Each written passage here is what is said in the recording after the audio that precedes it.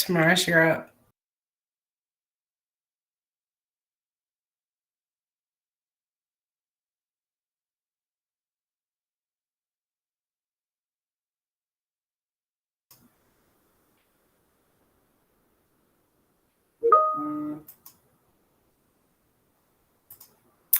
Hello, and welcome to the Financial Literacy Workshop, Got Money, hosted by the Youth Leadership Council at Corner Health Center. Corner Health is a healthcare center for 12 through 25-year-olds, and we provide judgment-free care at an affordable cost. We provide comprehensive services for all youth and young adults. Tonight, we are hosting a financial literacy workshop to try to address some of the health disparities when it comes to finances. We all know that if your money isn't right, your mind isn't right, your mind isn't right, your body isn't right. And so we want to make sure that youth and young people have a base understanding of finances. The Youth Leadership Council is a group of young people who do advocacy work in healthcare and things that impact and affect the health of youth. They run workshops, they do social media campaigns, they host live workshops, and a variety of other things. Tonight, we have joining us Dr. Jackie Pickens. Dr. Jackie Pickens is a veteran of the U.S. Army, former car dealer with 20 years of experience, a bachelor's and master's degree in business administration from Kaplan University, and a doctorate of business from Walden University. He is a licensed real estate broker, a licensed mortgage broker, and certified underwriter. He served as general manager for several large car dealerships throughout the country, finally retiring in 2009. And now he's here just to help educate, to uplift youth, and to uplift the community that he's a part of and anyone who needs his assistance. So Dr. Jackie, I'm gonna bring you on screen and as well as your presentation.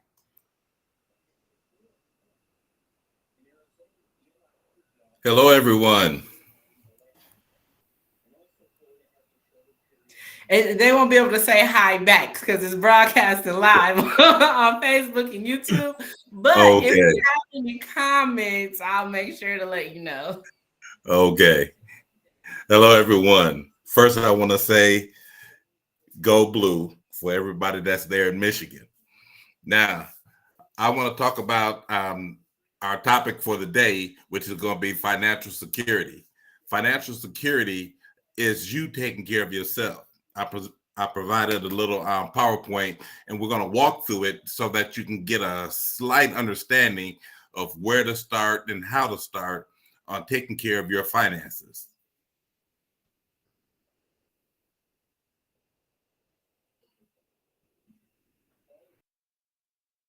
Finances. The first thing you want to do is you want to make your finances personal. I mean, no matter what somebody else done. I mean, I can go to Timbuktu. My finances are not going to be the same as that person there in California. My finances are not going to be the same as that person in New York because my finances is my finances. What my neighbor does, what I do are two different things. So we're going to have to always understand that. Hey, he got $1,000 to put down on something. You don't have $1,000. It's got to be set up directly just for you. So always make your finances personal. When you get your next thing you want to ask yourself is, hey, how do I get started? Well, you start by investing in yourself.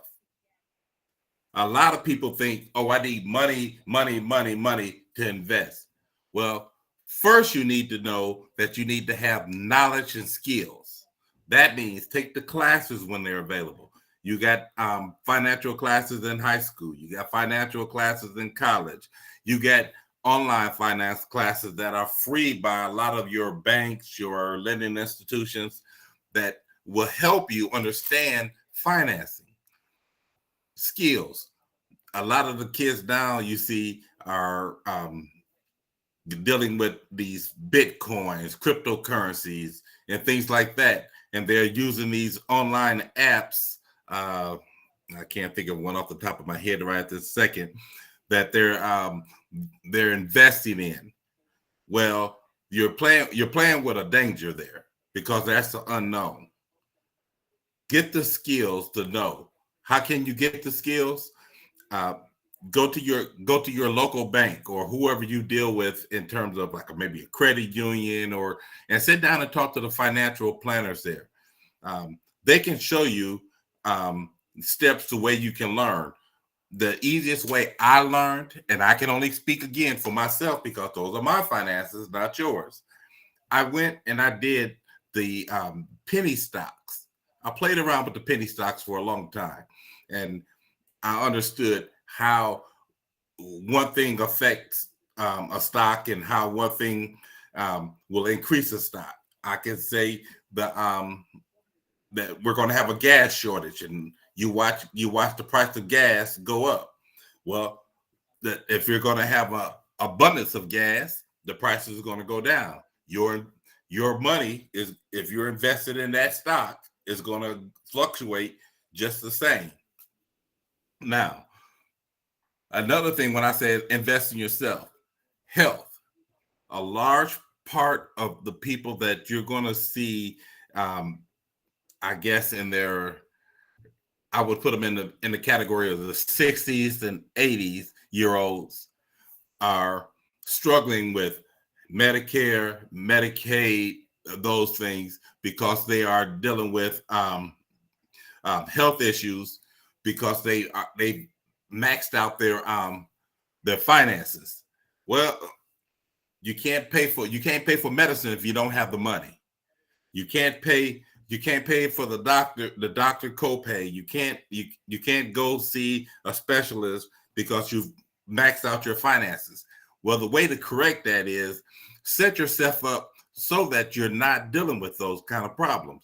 One of the biggest problems is we don't save and put money away to take care of ourselves. We don't go to the doctor and make sure that we're healthy. We don't check on the things that may scare us. If people hear the word cancer and the first thing they do, they panic and go in shock and not thinking, hey, I need to take care of myself so I can go on to the next step. Financially, that is the most investment you can have in yourself. One thing I can't tell you to do is you work for the money every week when your paycheck comes in. And now, when you get your paycheck, who do you pay first? You're sitting there, I'm probably going to pay the rent. I'm going to pay the car note. No. The first person you pay is yourself. Always pay yourself. You work for the money. You pay yourself with the money. Set aside something into a savings. Let that work for you. You want that savings to be something that you can always fall back on when you get older. Put it away, put it in CDs. Look at all the different options of making your money work for you. Don't work for the money. Next, we're going to talk about the employment. When you go to work, you want to work for a job that you enjoy. If you get up every day and go to a job you cannot, I don't want to go there. Man, that old boss always on my rear end, got me yelling and fighting and screaming and always on me, telling me I can't take a break or whatever. You're not going to enjoy it. You're not going to enjoy it, and you're not going to do a good job. If you ain't going to do a good job, you're going to be unhappy, and it will be just no pleasing you. Find something you like. I was in the military for 10 years. I thought I was going to stay, but injuries told me I had to get out. So I had to get out. When I got out of the military, I went to the school system, taught 3 years. Ooh, wrong answer. Not for me. I had to find something I like. My buddy ran a car dealership, and he asked me, "Hey, I think you'll be pretty good at this." Man, I don't know about that. So I gave it a try. I went in there, and man, I kind of like this, and I like meeting new people, dealing with new people. One day you're talking to a CEO of a company. Next day you're talking to a janitor, but you're able to relate with that person on every level. So you gotta find something that you like and enjoy, and make it a career. Now, you also want to strive to learn as much about the process as possible. Whenever I got into the car business, I wanted to learn every aspect of it, from the day that the car comes to the lot to the day that I sell it to the customer. That means the upkeep, the washing of the car, the maintenance, the sales process, the finance process, the whole 9 yards. You want to know as much about whatever you want to do in that job. And when you do that, only way you're gonna do that is by looking for more skills. The more skills you obtain, the more valuable you are to the company. Your company looks for people that are diversified. I can wash the windows, I can cook, I can clean, I can do this, I can do that. Okay, that person has a bunch of skills. This person can only cook, but they can't clean. They can't wash no windows. They can't. Okay, we're gonna cut some staff. Okay, who I'm gonna cut? The person with the skills or the person without skills? The more skills you obtain, the more valuable you become to the company. Now I want to talk to you about your budget. We want to track. We want to do something called track your spending. If you look inside, like, I don't know how many of you guys got bank accounts or whatever. If you look inside your bank account, you got it gives you most of the time a graph that shows how you're spending money. Most of the time it's somewhat accurate, but it's not completely accurate. It's simply make you a PowerPoint, go into Excel or whatever, and get your how much you made. I got $1,000. Okay, I said $1,000. I got $1,000 on my paycheck, so I put $100 here for my savings. So I paid myself. Now I paid the rent. Bought me some gas for my car. Had to get some food in the house. I had to pay some utilities. I tracking my spending. How am I spending money? That tells me where I need to cut back at. Am I putting too much money here? If I'm doing too much here? Because when you're looking at your retirement, people are going to see, hey, did you put money away? Hey, I didn't put no money away. Oh man, I thought I was supposed to spend it. I got paid. I wanted to spend it. No. Social Security and things like that are set up to assist you in your retirement, not be your retirement. Believe this. You're seeing people now that never have ever had to ask for assistance because they can't survive on Social Security. And with the changes that they're planning on making to Social Security, that may be non-existent by the time most of you decide to retire. So you want to set yourself up so that you're not I am 57 years old in 3 days. I have not drawn my Social Security yet, even though I'm retired. Reason being, there's no need for me to draw it. And I won't draw it until I'm 62 and a half because I'm not going to put money in my pocket now and then I'm taking less money than I would if I wait the 62 and a half. By the time you guys that we're talking to here decide to retire, the age limit may change to 67 and a half, maybe even 70. It all depends if it's still around. So you got to make decisions based on your money. Next, I want to talk to the next slide is do not stress your finances. Live within your means.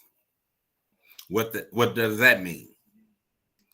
That means there's no need to go out there and buy that Mercedes Benz, that Bentley, that Lambo, that big old house with 15 rooms and all. That's great. That's great. But guess what? The bigger the house, the bigger the car, the bigger the bills. And what do that mean?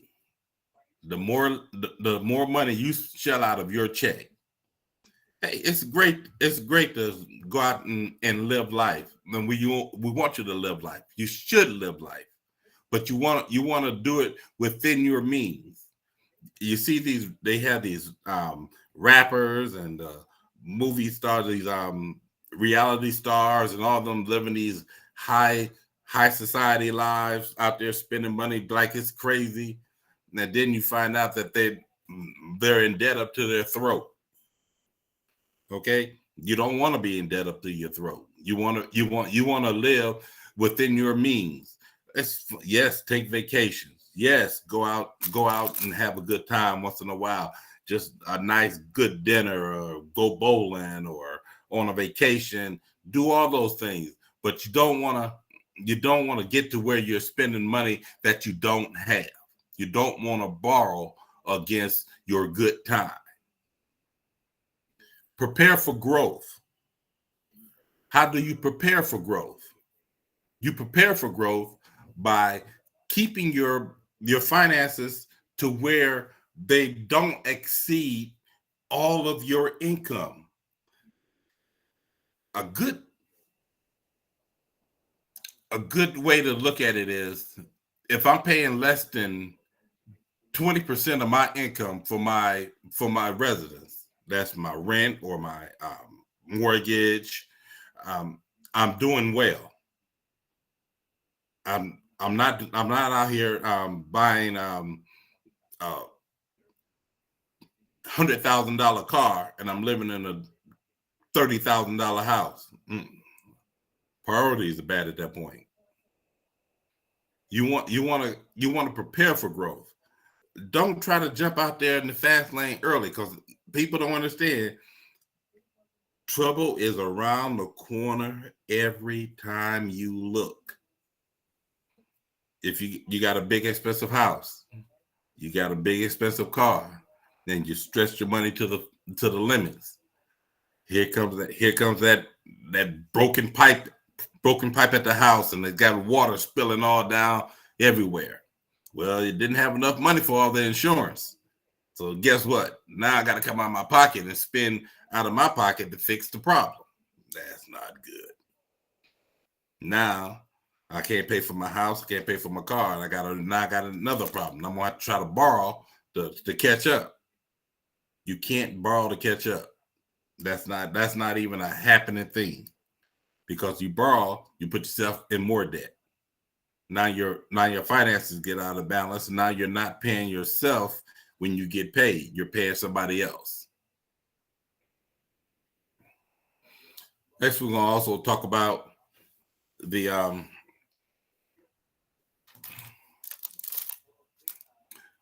what I call the emergency fund. Now, we did put money into our savings account when we got paid. Great.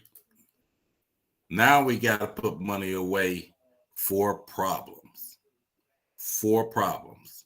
It's not, again, if you look up here, I said it's not for the weekend, and it's not for the wing special that they just got down there at the wing place, because they got that new fire wings. Now everybody wants them fire wings. Now, it's not for that. This is for true all-out emergencies, auto repairs, home repairs, illness. The fastest way to go to the poorhouse It's these three things right there. Your car, you knock on wood, you pray that it ain't gonna break down, but guaranteed at the worst opportune time, you're gonna have that problem. Home repairs. I'm sitting here right at this very second watching the weather because we're dealing with this hurricane winds that are coming our way since the hurricane just crossed over through Florida and now headed up here through Georgia. I don't want to replace no roof, but that may end up being the problem. Illness is something that you're always going to have. There's going to be in the family. You miss work. You never know when illness is going to strike. And so you've got to prepare yourself to be able to deal with those things. The next slide. This is something I never really had to tell people before. And this is kind of new to the financial side of it, because a lot of people really didn't understand this. Okay, with student loans, there is estimated $100 million of student loans. There's maybe even more that are never applied for or claimed during the year. We get ourselves in debt with student loans because we go out there, we borrow the money, we get that extra money, and oh boy, it's in my bank account, I'm gonna spend it, it's for this, for that, and we keep getting ourselves deeper and deeper and deeper into that hole. And that money is just accruing interest, and people don't understand that. If somebody tell you that right now, I know the secret to student loans, run from them. They can't tell you that because they can't tell you what the interest rate on a student loan is going to be from today to next week. As you saw in the last year, if you paid any attention to the news, we went from interest rates being in the high twos to right now, I think we're like 7.75, somewhere around there as your interest rate. Well, the higher the rate goes, the bigger your bill goes. And if you're borrowing money and then somebody saying, oh, this is going to be your rate. No, it's not, because it might be that rate for 1 year, but the next year you may kick into a different rate. If they say, oh, no, it won't change, run. Because they're not telling you something that's going to be absolutely true. Now, real estate. The tax changes in the last few years have changed this to where I tell people, go ahead, if you have the means, pay off your house. There's no benefit to have a house anymore. We used to be able to write off the deductions for the house in terms of your taxes and your interest on the house. Those tax exemptions have gone away, so you can't use that anymore. So the faster you pay off your house, the better. People say, oh, I can't pay off my house that fast. Yes, you can. And here's a quick, simple tip for anybody that's going to be buying a house or a car or any other item.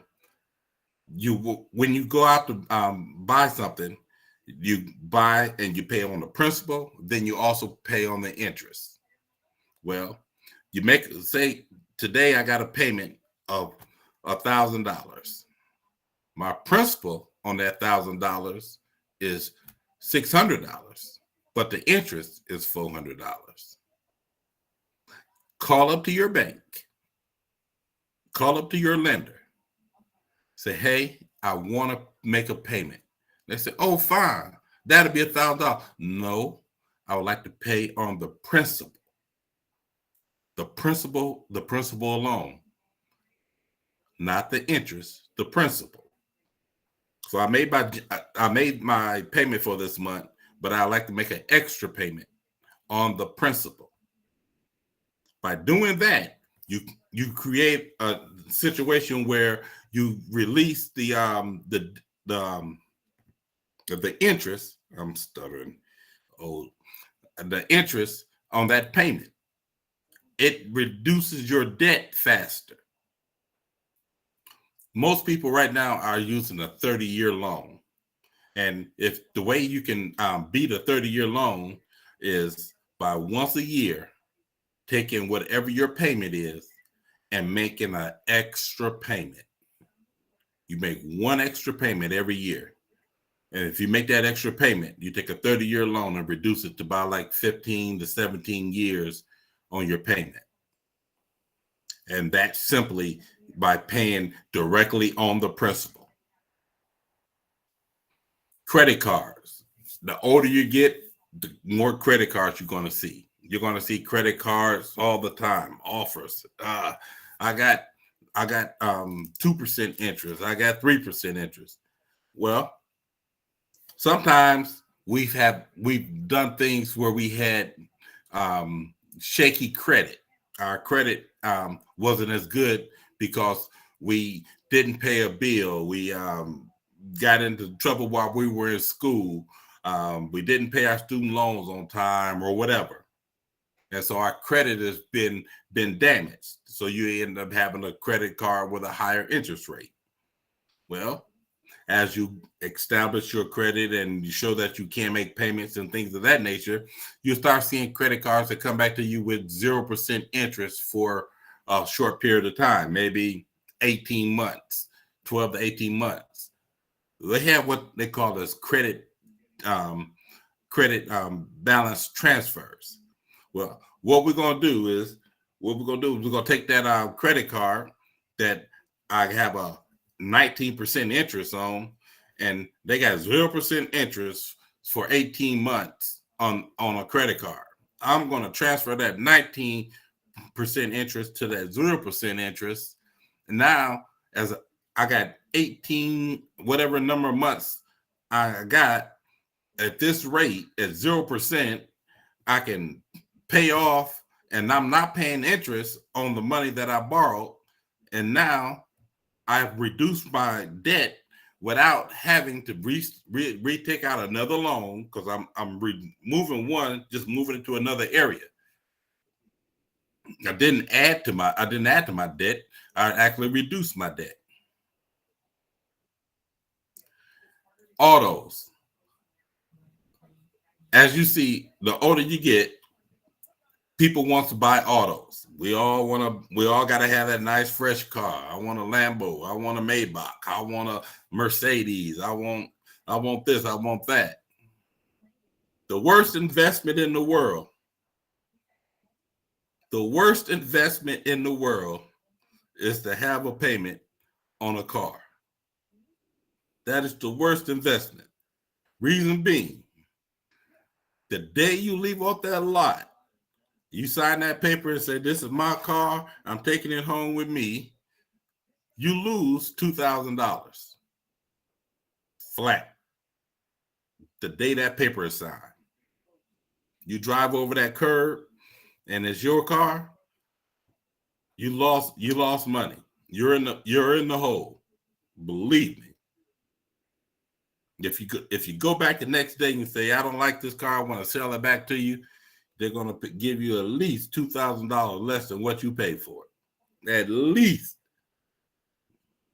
that amount. Now, again, with autos, they're needed. You got to have it. You got to have transportation. You got to go from point A to point B. So the least you can spend into an auto is the best thing you can spend into an auto. That means if I don't need a big old fancy luxury car, don't get no big old fancy luxury car. Good transportation, no problems, A to B, you should be just as happy as can be. Because the bigger the car, the bigger the insurance problem you're going to have. You got to pay for it. And if you haven't taken care of your credit, those things are going to happen. You're going to pay more for what you buy. Next slide.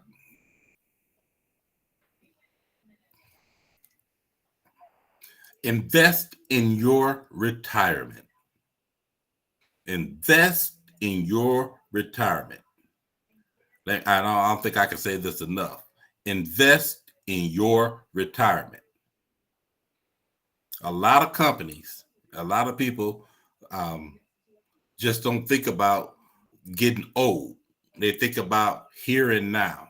They think about, I got money today. I'm going to the basketball game. Yeah, that's what I'm going to do. I'm going to the basketball game. But I haven't put no money away. Almost every company out there today has some type of retirement plan. Almost every company.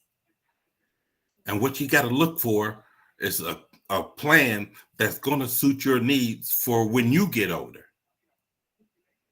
A plan that can grow with you.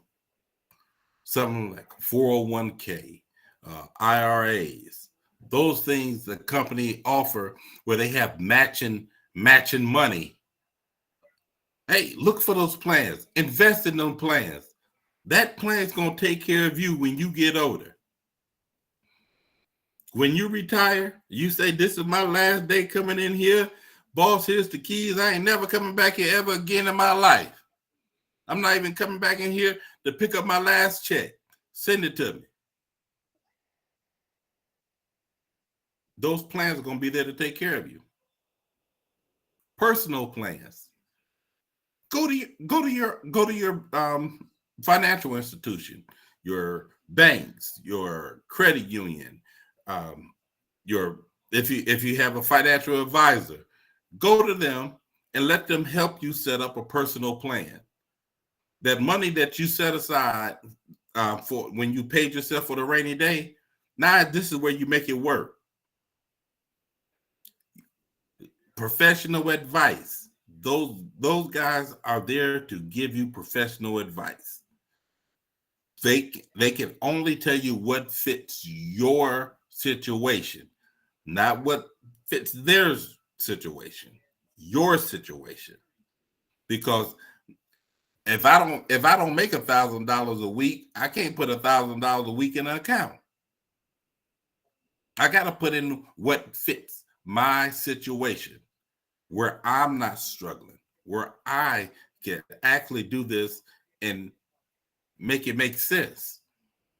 Next slide, please.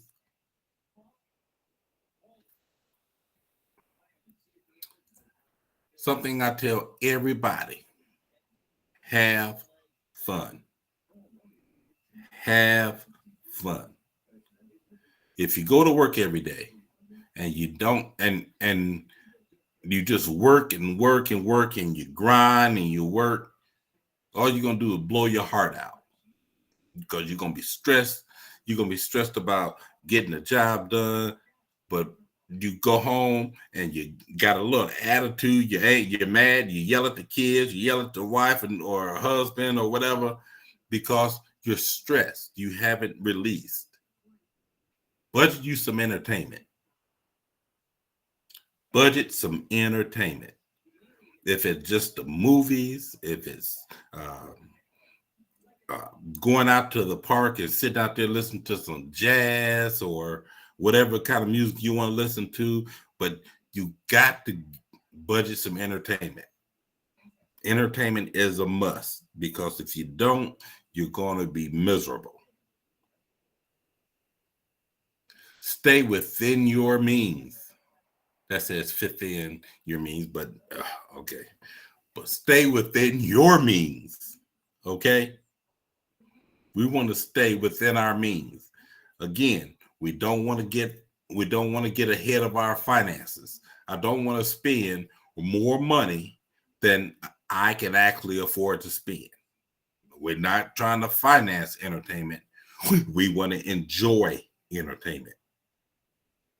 Again, release the stress, release it, release it, release it, release it. I can't say it enough. You must release stress. Stress will hurt you. Stress will tie you down. Stress, stress, stress. You come home, the kids yelling, the dog bit you, the mailman done messed up your mail, the food ain't cooked. Now here you are, you're stressing because you're tired. You wanted a bubble bath, and you go to the tub and the water cold, whatever. All that stress would just build up and keep you from being happy. Release it. Release the stress. Do something you like. Find you an outlet of some sort. Just release the stress. For me, that's 4 hours on a golf course, and I don't care if I shoot bad that day. I'm doing what I want to do. Release the stress. Next slide, please. Okay. This is the most important part of whatever you're doing. We want to stay the course. We want to stay the course, no matter what you do in life, no matter where you go. You got to look and say, hey, this is what I'm starting. I'm on this path. I'm going to stay the course. It's just like anything you do. You stay the course. You stay looking for the long run.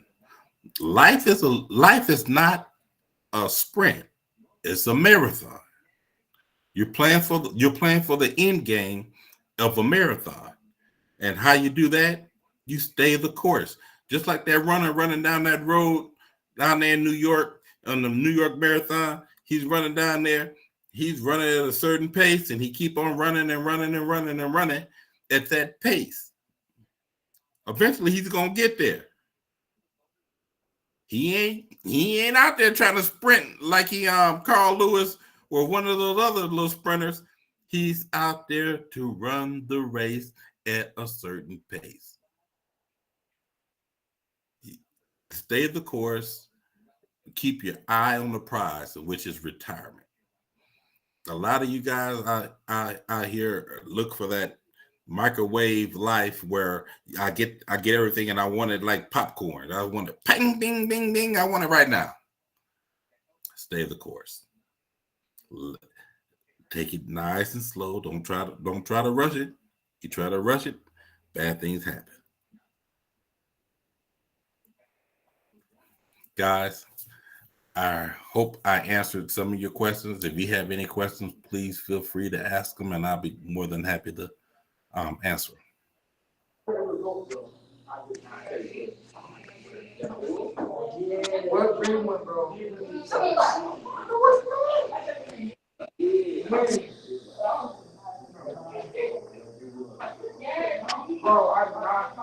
Hello. Hi, can you hear me? Yes, sir. All right. All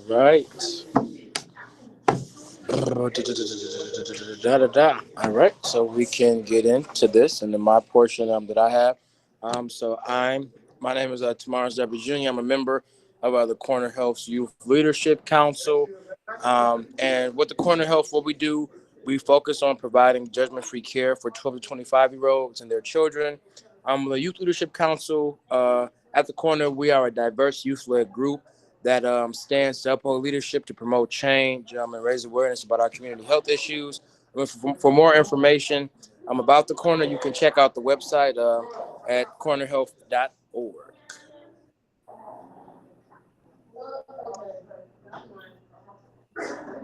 And then for some few questions that I do have that I do want to ask is what is one simple thing that I can start doing to start managing my money? One of the simple things you can do to manage your money is make a budget for yourself. Again, like do you have access to Excel? Yes. Okay. go in Excel, and they have budget planners in there, and you can budget yourself so that you know what you have to work with in terms of my, this is what I have going out. This is what I have coming in. How do I separate the two and make a little budget for yourself so that you know what you have to spend and what you need to put away in terms of investments or savings.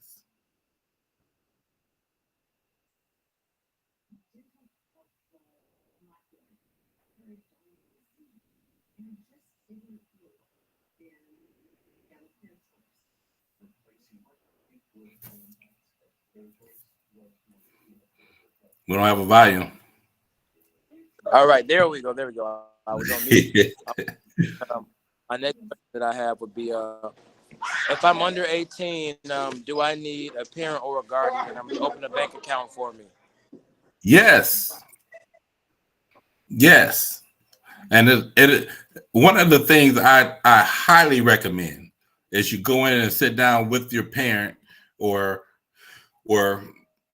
whoever you're with and have them open an account with you, and so that you guys can get an understanding of how it works.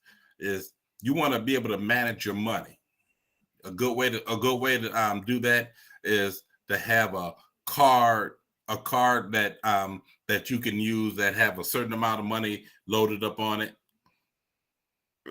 Same as I would do my grandkids or anybody else, give them a car with money on it. So when that money run out, they're out.